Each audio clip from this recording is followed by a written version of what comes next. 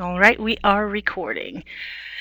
For those of you who are new to webinars, thank you for joining us today. And just to let you know, if you look at the top, the menu bar at the very top of your screen, you'll see a little outline of a guy that says set status. If we ask you to raise your hand, agree, disagree, you can just click on one of those things and you will let your presenter know what's going on.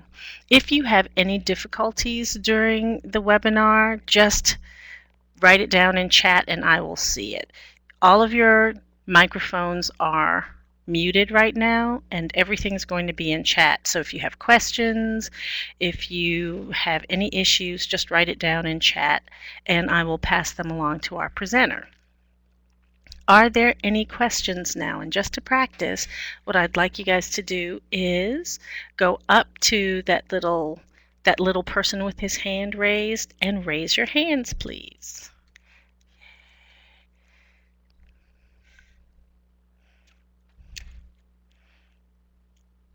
Thank you. Thank you so much. Okay.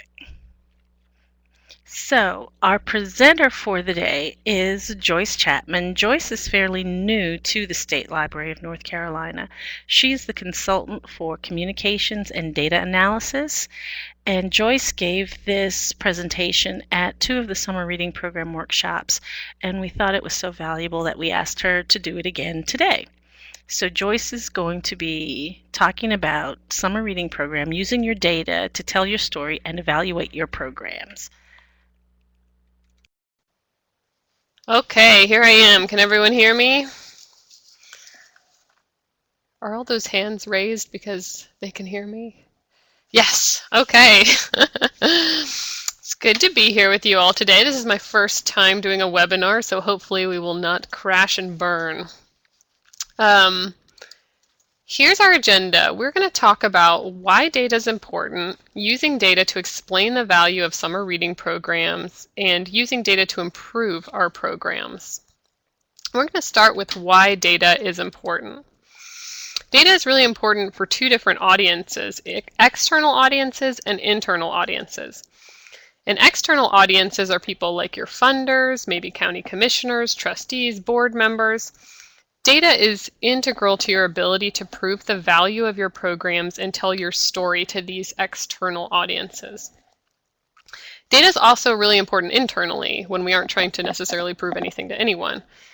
And with internal audiences, that could be just you yourself and your programs. That could be other staff at your library or your library administration. Data is vital to our ability to continuously improve our programs, meet the needs of our target audiences, and function as efficiently as possible. I think we're at a pretty critical place in time right now with libraries and external audiences. This infographic shows you that nationwide in 2011, close to 60% of libraries experienced decreased or flat funding, while at the same time demand for all of our services from the public was shooting through the roof. Things like use of library electronic resources and computers increased by close to 60%, attendance at technology classes increased 36%. And according to the study that created this infographic, the Public Library Funding and Technology Access Study, if these decreased and flatline trends in public library funding continue, the ability of libraries to provide those community-oriented services is going to be thwarted by insufficient capacity, staff shortages, and aging infrastructure. And I know many of us may feel like that's already happening, but we don't want it to happen anymore. But to a great degree, state and local policymakers remain unaware of the great services that we provide. And libraries are increasingly being asked to prove their ROI, return on investment. This means proving the value of our services kind of minus the costs of our services as a net positive value. So proving to funders, in order to get those tax dollars that we get, that we have a return on investment. And I don't think that this trend of having to prove our value and use data to do that is going anywhere soon. Assessment and data-driven arguments for value are only going to be required more and more in the future. So this is something we should get used to thinking about and working on.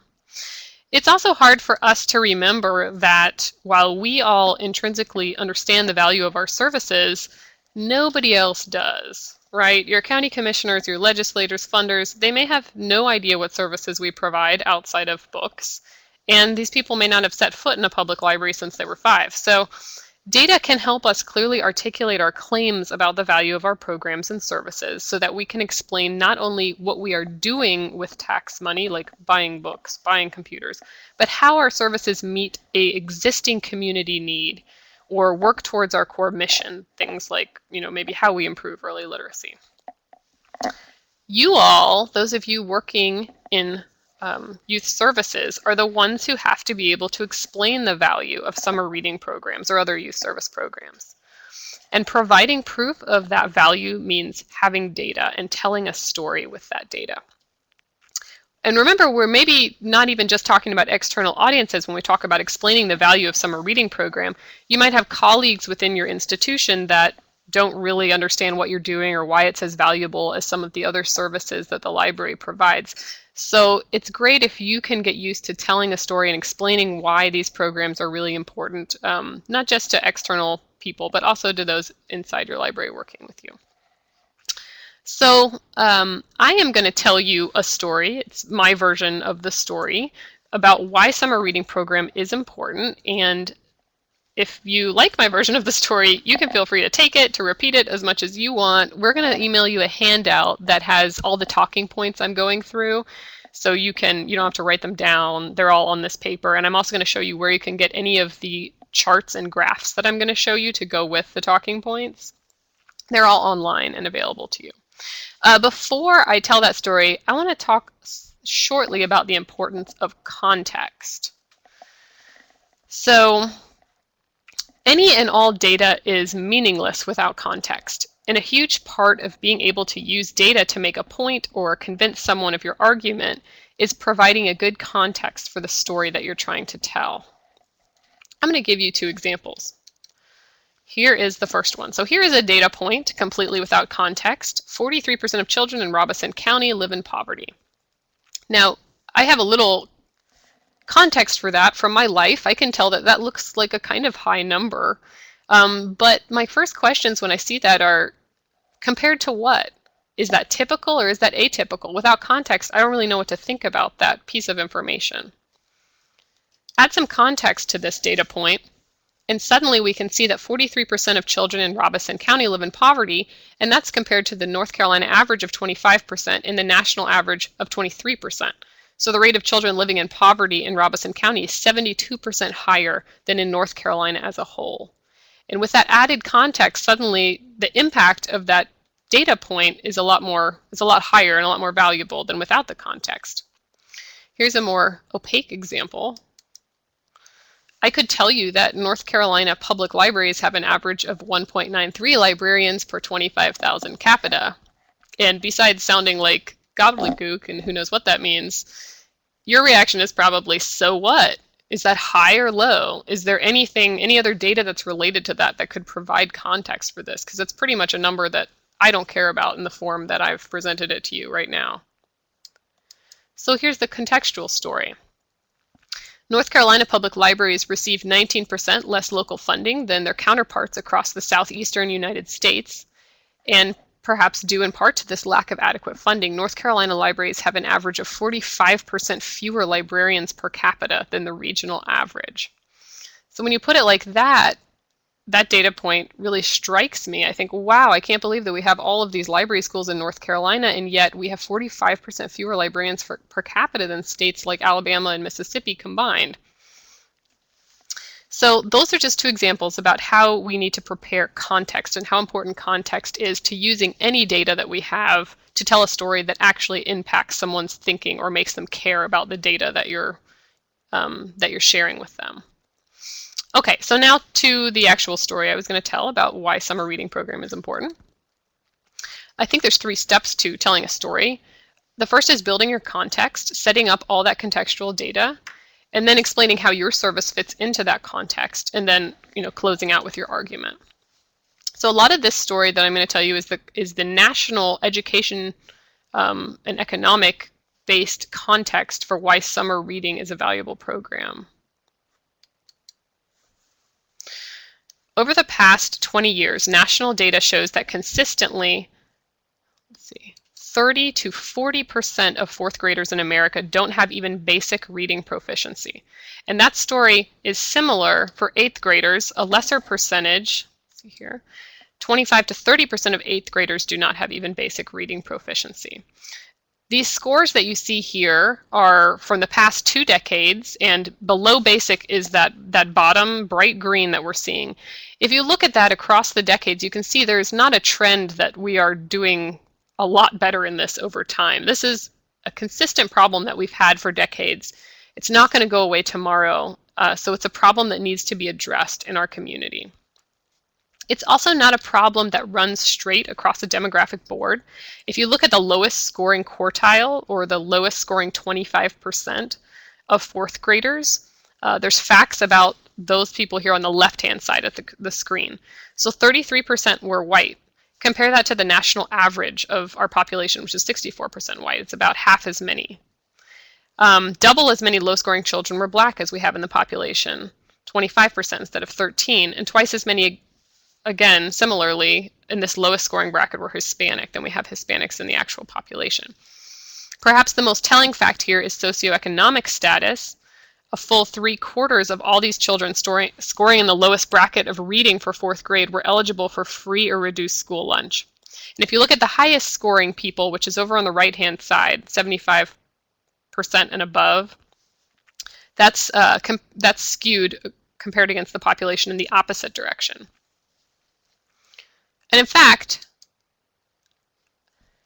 if we look at the distribution of child poverty in the United States by race and Hispanic origin, we see that if you consider black children as a percentage of the total population, it's much lower than if you consider black children as a percentage of all children living in poverty. And similarly, if you compare Hispanic children of the total population to those living in poverty, you have these children as about 20% of the population, but representing 35% of all children living in poverty. So poverty is a high indicator here. And children living in poverty is a serious problem, not only across the entire southern United States, well, the entire United States, but in North Carolina as well. North Carolina has the 11th highest child poverty rate. This map we're looking at is a heat map that shows poverty by color. So the darker the blue, the higher the rate of poverty is in that county. So North Carolina has the 11th highest rate of all states in the US, and 1/5 of North Carolina counties have more than 1/3 of their children living in poverty, and more than half of North Carolina counties have over 1/4 of all children living in poverty. We talked about reading scores for children that were in fourth grade. If you look at even younger children in America, we see that poverty greatly affects school readiness and early literacy in this group as well. Right here, the yellow bars show children who are below the poverty threshold, and purple shows children who are above the poverty threshold. In children who are ages 3 through 6, many more of those who live above the poverty threshold come to first grade with school readiness skills, like recognizing letters, writing their names, or counting to 20. This graphic illustrates what's known as summer slide, or summer reading loss. I think it's the most striking infographic that we're going to look at. It's also the hardest to read, so let me explain it. The purple line represents middle class or above children, and the yellow line is low-income children. The school year is shown as a dotted line, and the summer as a straight line, but I'm going to walk you through it anyway. So over here on the left, we see that all children enter kindergarten with relatively similar skills, right? We just saw that low-income children are starting behind middle-income children, but they're not that far behind. Then for every year in 1st through 5th grade, as the school year progresses, and I've highlighted the school year there, you see that low-income and middle-income children learn at approximately the same pace. But each year when the summer hits, low-income children experience massive learning loss. That solid line is descending, and these children lose 2 to 3 months worth of skill every summer, while the middle-income children gain a month of skill over each summer. This adds up over time, and by the end of 5th grade, low-income children are 2.5 to 3 years behind middle-income children in academic achievement. Some research actually estimates that 50 to 70% of the entire achievement gap for children living in poverty and children of color is the result of summer learning loss alone. So research studies show that in order to succeed in school, children need fundamental early literacy skills when they enter. Certain children are at risk for entering school not ready to learn, including children who are Hispanic and children living in poverty. These children are often not enrolled in early education programs that help prepare them for entry to school, which leaves the public library as one of the only free providers of these kinds of services. And additionally, research shows that children progress in reading skill improvement regardless of other factors at a pretty much equal pace over the course of the school year, but children living in poverty experience extensive summer learning loss compared to the middle class students. Public libraries' summer reading programs are one of the only institutions in America that consistently offers free programs for all children, including low-income and other disadvantaged children, to fight summer learning loss in at-risk groups and help very young children learn early literacy skills for school readiness. In North Carolina in 2012 alone, we had close to 179,000 children participate in our summer reading programs around the state, which is about 8% of all the children under 18 in the state. They circulated 6.3 million books. There were 500,000 attendees at 15,000 summer reading program events promoting literacy and lifelong learning. So I guess if you wanted, that was a very long story about the value of summer reading. If you were going to try and just say one sentence about summer reading that sounded coherent, it might be something more like, library summer reading programs deflect summer learning loss and are a vital low-barrier educational resource for children living in poverty. And then your argument, these programs must have sufficient funding, or please don't cut our funding, or whatever it is you're arguing for. And these are particularly important in public libraries that serve children and families in poor or depressed areas. But when you all talk to people about your local context about summer reading programs, you don't just want to provide national or statewide arguments. Well, some of the data we just went through only exists on a national level. You might not be able to get it on a really hyper-localized level, but you want to add some local data to your argument too, both in terms of setting the contextual stage, like how many kids are living in poverty in your library's area, and in terms of the data that you actually gather about your summer reading program, not the statewide summer reading program. So how do you find local data like child poverty rates for your county or your city, or the ethnic breakdown of children in your area? There are many ways to do this, but I'm going to show you one site that I think might be useful to you all, because this is data only about children and it's very easy to use. Now I'm going to attempt to stop sharing this, share my screen, share.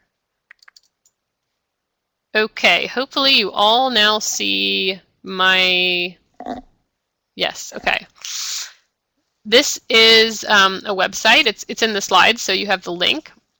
It's the Annie E. Casey Foundation Kids Count Data Center, and it's very easy to find data about your area. You can look at data compared state to state, but we want to look at data inside of states. So you click on data by state. Then you can either click on your state over here on the map or on the list, North Carolina. And you have the option to see summary data about just North Carolina or view community level profiles. And that means it's called community level profile because there's different levels that they give you. You have to click it to see what the levels are. So you can see data by counties, by congressional districts, by school districts, or by cities. Let's look at counties. And we'll look at Alamance. The last tricky thing you have to do, because now you have data in front of you, but it's actually just some key indicators. To get all of the data about North Carolina, you have to click this button here, North Carolina State and Local Indicators. And these instructions are all on the handout that you're going to get to. Then it waits a second, reloads, and now there is a plethora of data, and it's longitudinal. You can get the past 5 years, 10 years, whatever, about all sorts of stuff. Economic well-being, school-age kids, kids in daycare and other education, indicators by race and ethnicity, how many kids are eligible for school lunch, all of that stuff. Okay, let me show you one other place. This website is new. It's a website that the state library here we are building for all of you all, the libraries, to get data about whatever you want. It's not done yet, but there is data about certain things, and there is some summer reading program data. If you go to advocacy, summer reading program is one of the areas. And this is where you can look at and download all the infographics that we just used. So you can download any of them just by clicking the download file link. You can also download the PowerPoint for this talk that we're having. It's actually not the exact same PowerPoint. The one that's here is the one from the workshop, the Summer Reading Program workshop. And the talking points file we're going to give you is this talking points right here. So if you ever lose it, you can just come right back here and get it. And here's just another interesting article with some infographics. Similarly, in the data section of this website, you can actually see the longitudinal summer reading program data if you were to want that, but it's not localized data for your area, so it's probably not important. Okay, back to looking at, yes. Okay, does anyone have questions right now before we keep going? We'll definitely have time for questions at the end. Okay. No questions, okay. So, now the data that we want to be able to work with in telling our story isn't just about kids in our area. It isn't just that contextual data. It's also data about the library's achievements itself. So to the extent possible, you want to be able to gather and use data about your own summer reading program or other programs when you're making your case. And you all can collect as much or as little data as you want. What the state library asks you for every year is just really a bare minimum that helps us tell a statewide story. And in a second, I want us to brainstorm what kinds of data you could collect about summer reading programs that you don't currently collect. But first, let's briefly review types of data measures that I think are commonly talked about that are a little confusing. And I will take a sip of water, so hold on one second. Okay. I think we all hear these terms, inputs, outputs, and outcomes, kind of flung around, but they're a little confusing. So let's just do some very basic explanation of what those three words mean. Inputs. Think of inputs as what we put in. So how much money do we put into summer reading program? Also, how much staff time do we put in? Because that translates to a contribution, obviously, probably much larger than the actual monetary contribution. Second is outputs. You can think of these as countable measures that we get out. So how many programs did we put on? How many program attendees were there? How many participants in the summer reading program? How many books circulated? That's all the stuff, those easily countable outputs are what the state library asks every library for right now about summer reading program. The last measure is outcomes, and it's the hardest to understand and also the hardest to gather data about, but sometimes it's really the most useful data. You can think of outcomes as maybe change caused by your program. Did participants avoid summer learning loss? Did their interest in reading increase? Did they learn early literacy skills? So obviously difficult to measure, involves either testing or talking to people, unlike our inputs and our outputs, but really interesting data that can come out the other side. Okay. So we want to hear from you all now in the chat box. I know that we all collect the data we have to turn into state library, like how many participants did we have, but what data are you all collecting on a local level that about summer reading programs?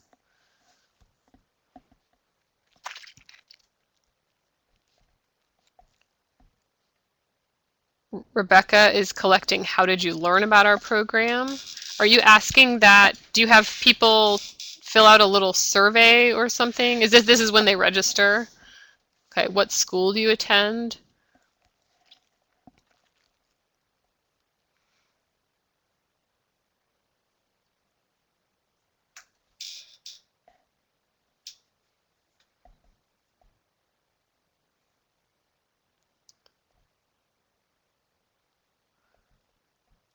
And I guess that's an easy time to gather some pieces of data. Because you have someone filling out a form anyway. Only what's required by the state library. And I think maybe a lot of libraries only collect what is required by the state library. What's your grade level? So Fran trying to find out how well our marketing buck went. Good to know.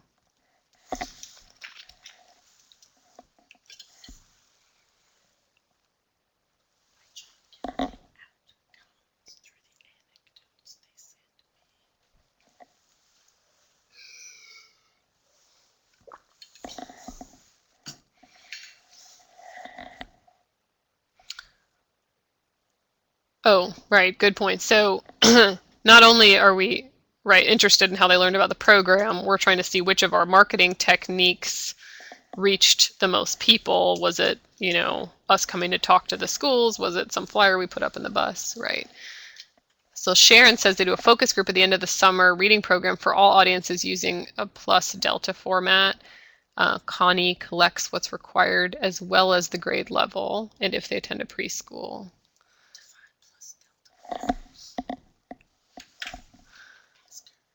Can you tell us what plus delta? Oh, good. Someone else also wants to know what plus delta is. Try to collect grade level and gather input as to how SRP affected the family on the whole.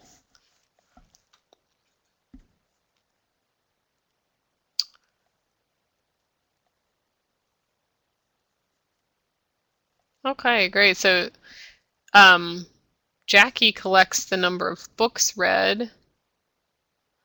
So some libraries, and I guess Jackie, yours is doing this, are actually asking children to submit information as they go about how many minutes they read or how many books they read, whereas others don't have, maybe the capacity to do that and just register people, but you kind of lose track of who's doing what, who's even completing the program over the course of the program.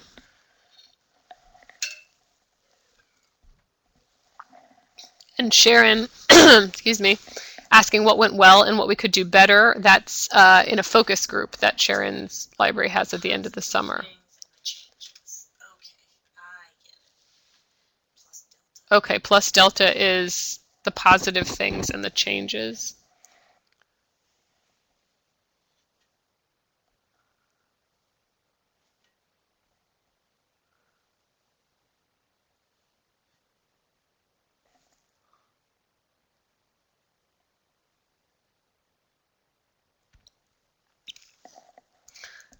Do you all find that you get good responses to the question about where people found out about your program that you can use? It's actionable for kind of tracking your marketing bucks.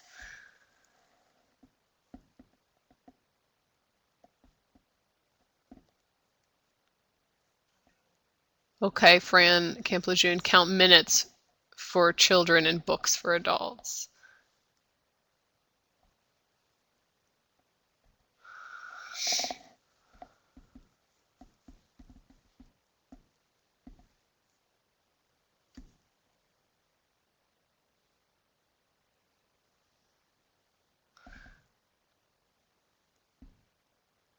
Oh, that's great. So Rebecca is finding some interest from the schools in learning how many of their students are participating, because the best kind of collaboration for getting data about summer reading is really between schools and libraries. Without the schools, we can't get any information on testing whether anyone actually saw improvement, though we could ask in surveys what kind of improvement they think they saw.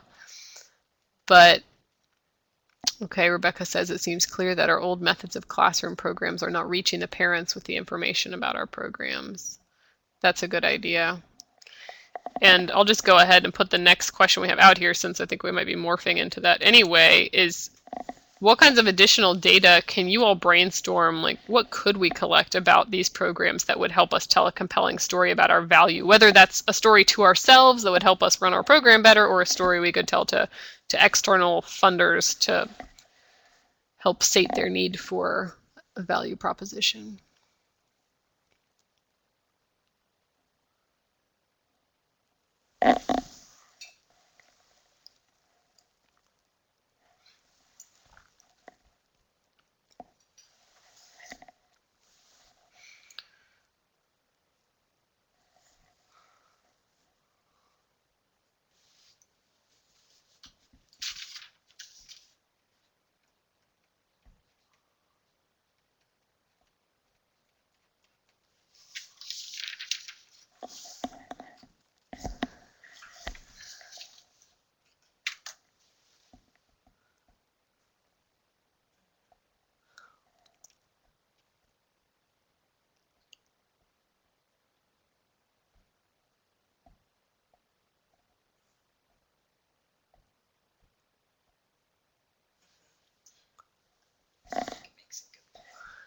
Yeah, Rebecca is making a good point here. How do we get the information from schools that's not intrusive to show our benefit to the students who participate? Yeah, and I know we have a couple libraries in the state right now who have developed partnerships with schools and are running a pilot, at least, a single summer test for summer reading. Southern Pines and Charlotte Mecklenburg are, I'm actually not sure if anyone else is, but those two definitely are, and they have schools that have agreed to collaborate with them and do pre and post testing and track students who are in the program. So there are at least one national study that has done this, right? The Dominican study that Lori pointed out to me, that has tracked the libraries, tried to really track that library relationship with test scores, but it'd be great to have some North Carolina data. And that doesn't mean that each and every one of us needs to do that, because that's really hard, partnering with the schools, doing all this pre and post testing. But to just have a couple people in the state who are doing it could really go a long way if that data is shared, and we can all talk about that and use that as evidence. Okay, so some people have to provide a wrap-up report at the end of the summer with their numbers, their pictures, comments, right? So maybe some of those anecdotes that people are collecting. And the state library does ask for an anecdote, but hopefully people are collecting more of them.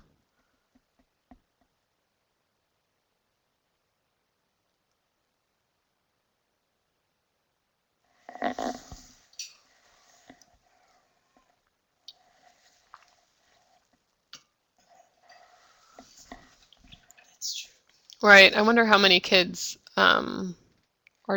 I could envision that Charlotte Mecklenburg pilot might be of a good size.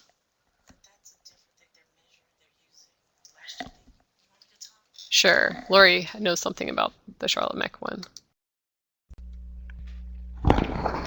The Charlotte Met last year did a project using one of their branch libraries and a local school, and they used the accelerated reader curriculum.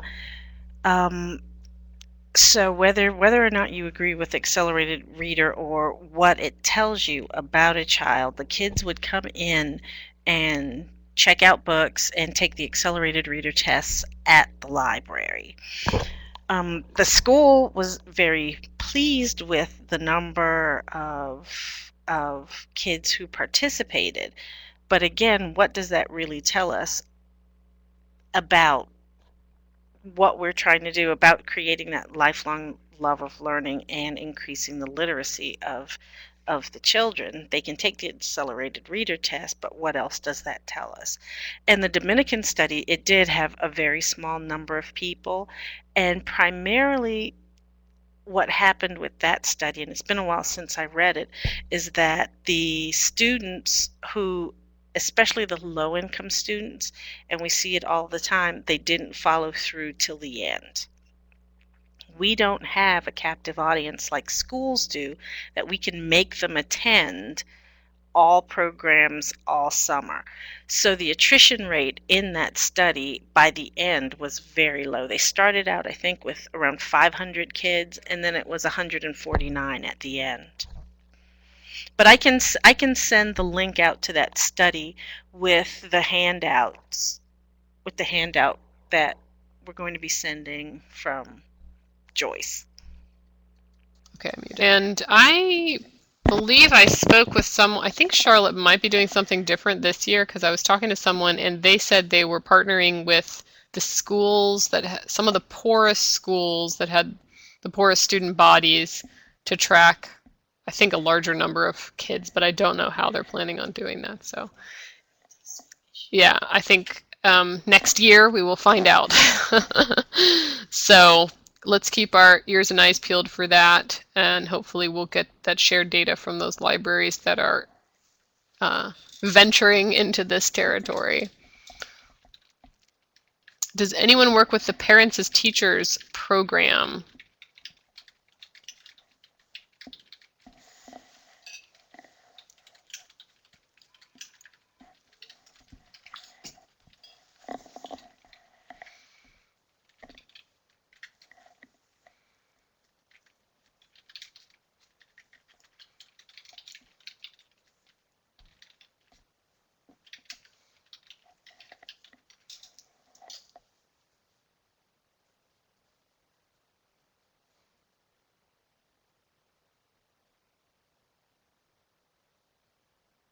Okay, so Kelly Brannick and Jackie Miller are contacts.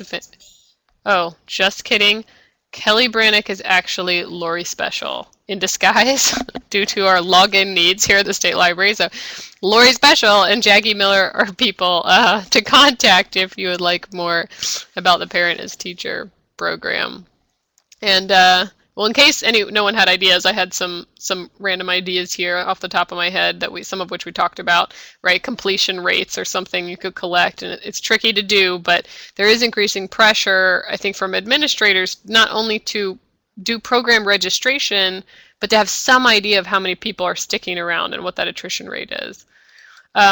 Cost per participant, this is not necessarily something someone could ask you for this internally or externally, but our money in libraries usually goes a long way, and when we do any effort to show a cost per participant or cost per something, it usually looks really low to external people. So we already have most of the data, things like the salaries of the time that's put in and the money that's put in, and then the number of participants. So well, we're going to talk about this in a second, but just when you do your planning, just talking the talk of people that want this data. So align your summer reading programs with things like the library's missions or goals. Actually document learning objectives or learning focus areas for each of your programs, because at the end of the summer that can provide data like, 20% of our programs were related to science and technology, 95% were related to literacy or whatever. Let's see some other ideas. Anecdotal stories about showing value. I think it's really good to keep a collection of these, and as some of the people talked about here in the chat, you can do surveys. Anecdotal stories are really best if you can get some direct quotes, like actually have your people write things down instead of having librarians try and remember what happened. It's just not a very poignant story sometimes, unless librarians have a ton of time to put into recapping that kind of thing. So if you can do some kind of survey or thing at the end of the summer, how has summer reading program benefited your child this summer, in your opinion, or how do you think summer reading is valuable to our community? You might be able to get some great anecdotal stories if people have time to do that. Kelly Brannick Lori Special has suggested doing a video of parent stories. Great idea. And survey, of course, we talked about surveying. Data from parents or kids, particularly if you can identify people who have come to multiple things, or if you can get some people who have kind of been there the whole summer to be willing to fill that out at the end. Get important data like Sharon was talking about earlier with what could be improved, how well did it go. Okay, sorry. Okay, so anyway, we had a lot of great ideas. And yes, legislators love anecdotes. It's funny because everyone thinks about, the quantitative data, and we need to get the data to the legislators, and, they themselves also want the quantitative data. But it is hard to look at numbers and feel your heartstrings being plucked. So a simple anecdote can do that a lot better sometimes. Okay, so we spent a lot of time talking about proving our value, telling our story.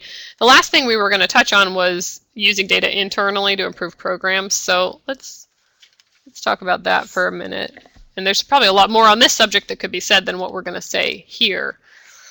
So you may have heard the saying that programming is the back door to learning. I heard that from Lori Special. So this is true, right? Programming is one of our most powerful tools for getting young people into the library and having them learn something while having fun, maybe without even realizing that they were going to learn, and develop an excitement or an interest in learning. Libraries really separate that concept of learning from the stifling school environment, where kids are often kind of wary of school, or they associate it with boredom and stress. I know I did. Libraries don't have those pre-associations for children, so library programs offer really extensive enrichment activities related to reading and learning that can't be included in schools at all because of time or curricular constraints. So programming is very powerful, but at the same time, it's something that takes up a huge amount of youth service staff's time, as you all know. And it's something that almost always goes unevaluated. There's often not any kind of cohesive program planning or evaluation. Summer reading program and youth service programming can often appear unrelated to learning to external observers, people may say, oh, you guys are just playing, or you just have these entertainers there.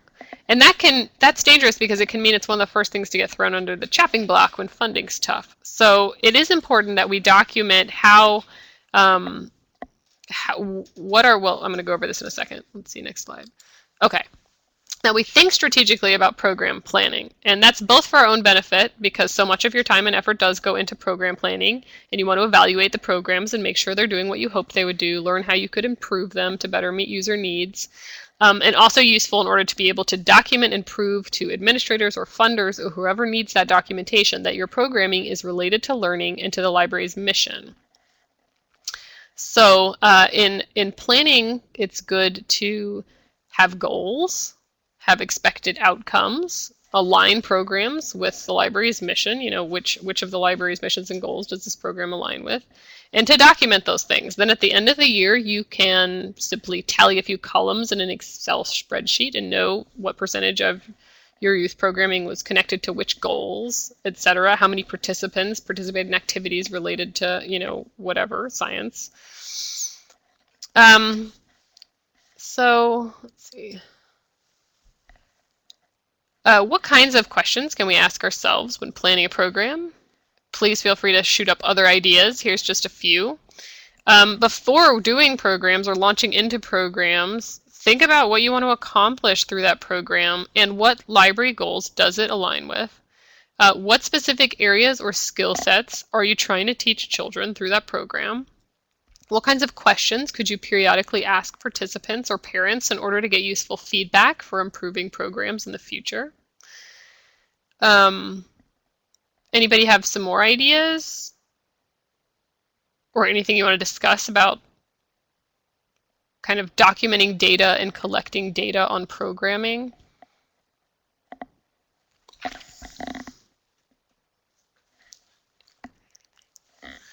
Okay, silence from the crowd. Okay. So, Lori, we had a possible survey question if we had time, but we also only have 15 minutes left, so we could skip this and just go straight to discussion. Let's see.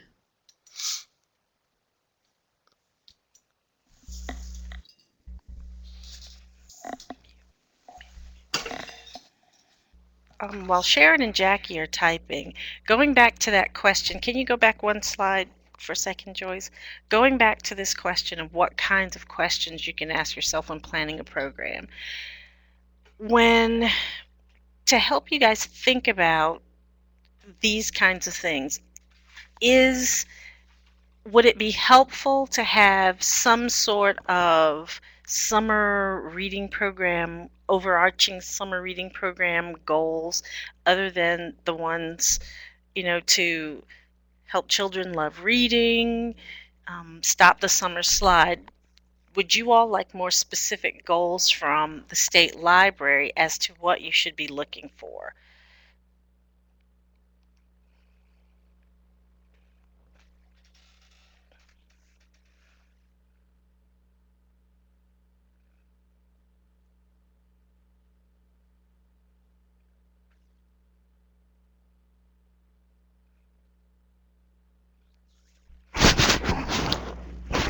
Jackie would like examples of what kinds of questions to ask. Joyce.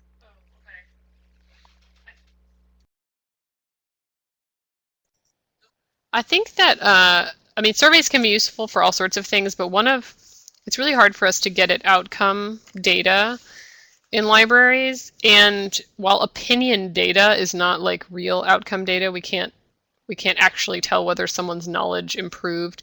You can ask parents' opinions of whether it did because they are often the best judge of their child, and that is the easiest way to try and get at some of those outcome things. So you could ask questions at an end of the program survey, particularly if you could make sure you got people who had been there consistently.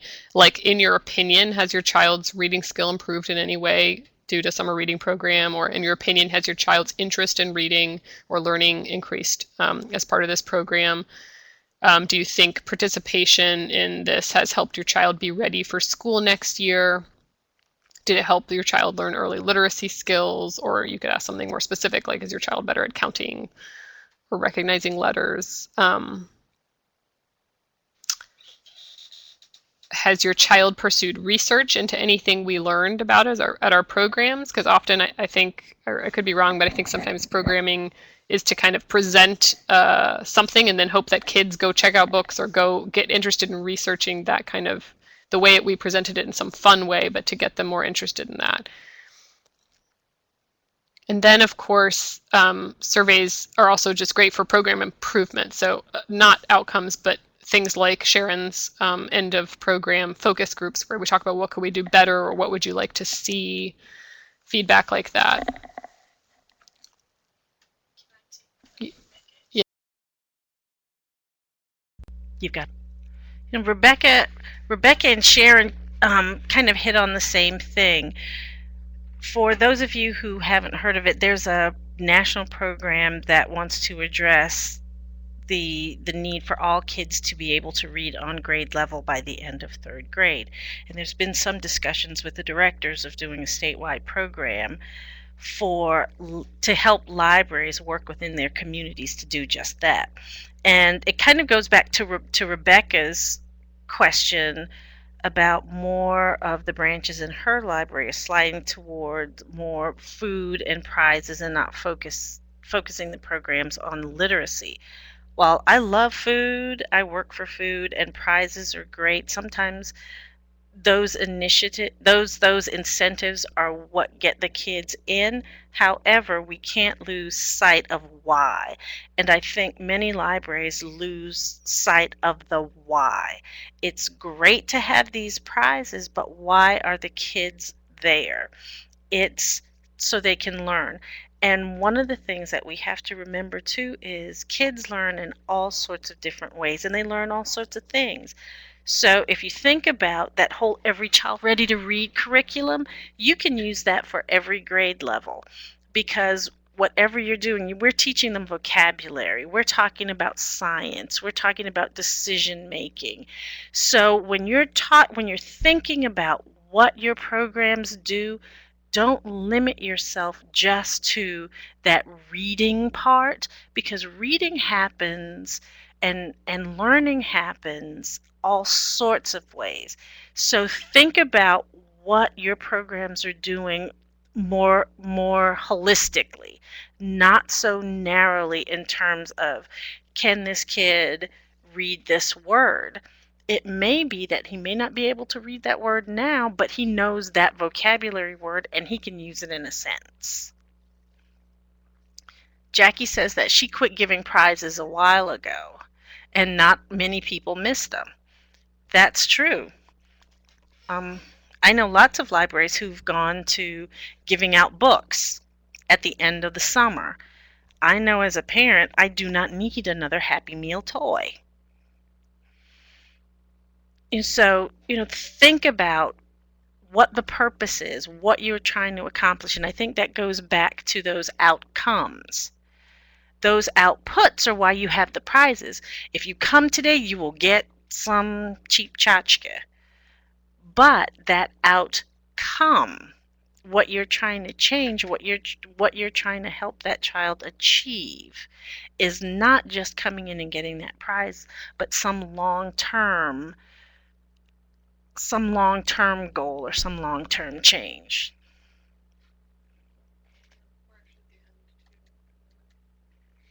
That is true, Rebecca. That is true. Some of the prizes can bring long-term, could bring in enriching programs instead. Okay, Joyce is going to wrap up. We've got another 9 minutes before we're done. Yeah. Ta-da. Actually, I am done, guys. That was all I had to say. And these are some of the sources we used for the data that was shown in this presentation. I hope all of you feel free to contact me about anything.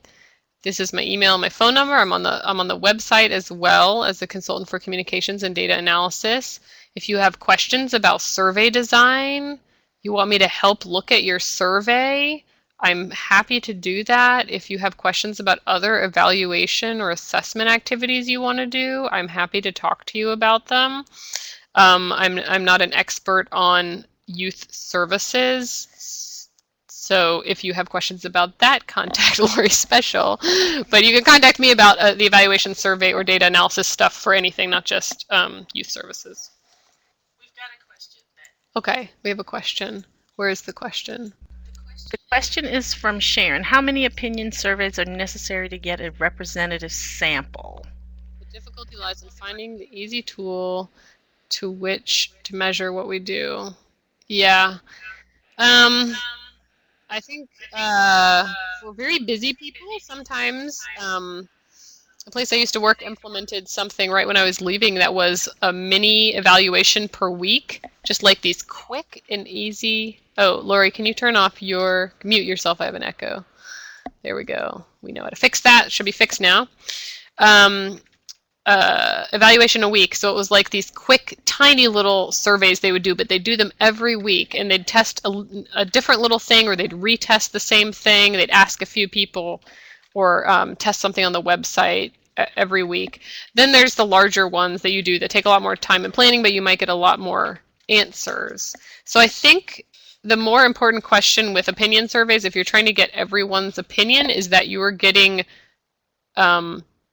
you're hitting all your target audiences. And if you're trying to do that in no way other than handing out surveys, then yeah, you do end up needing a lot more people. You could determine what your population is, how many people you think you need from different strata of your population. Like, do I want to get this many people with children this age and this many people with children that age, or this many dudes and this many ladies, or whatever, and target it that way. Yeah, there's a lot of tools that make this kind of stuff easier, and a lot of them unfortunately cost money, so that's another problem.